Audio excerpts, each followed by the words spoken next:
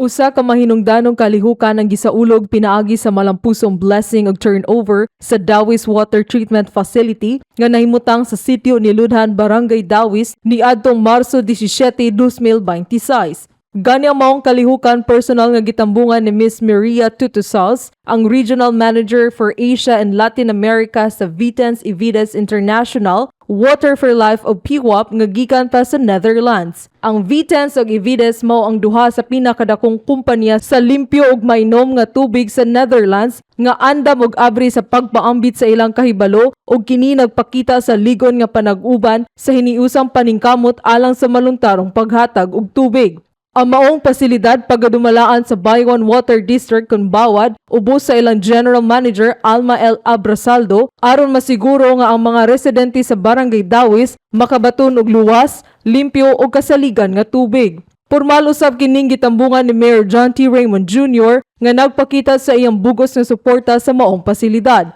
Gani sa iyang mensahe, iyang gi-highlight nga dili lang ang pagkaon ang pinakaimportante sa matag panimalay, apan lakip na ang limpyo ug mainom nga tubig nga magamit sa matag adlaw.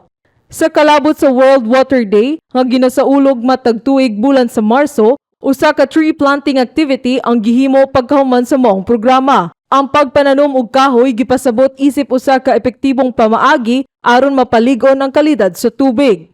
Sa laing bahin, sa niaging semana, gipahigayon sa City Veterinary Office ang Livestock Dispersal Program sa Taiwan Agriculture Development Center kun ADSI aron masuportahan ang panginabuhian sa mga mag-uuma. Sa maong kalihukan, 150 ka itik ang ipanghatag sa Rural Improvement Club kun RIC alang sa 10 ka benepisyaryo nga gisundan sa 10 ka sako sa feeds. Samtang ang Taiwan Farmers Association kun TAFA nakadawat usab og 5 ka baboy uban ang 15 ka sako sa feeds, lakip ang 10 ka grower feeds ug 5 ka gestation feeds aron masuportahan ang mga pagpadako og produksyon sa mga hayop. Ang maong programa usa ka konkretong pamaagi sa pagtabang sa gagmayng mga mag-uuma ug pagpaligon sa ilang panginabuhian. Ang maong programa gimugna ni Mayor John T. Raymond Jr. Diin personal usab mitambong sa maong kalihukan aron ipakita ang iyang suporta sa lokal nga komunidad.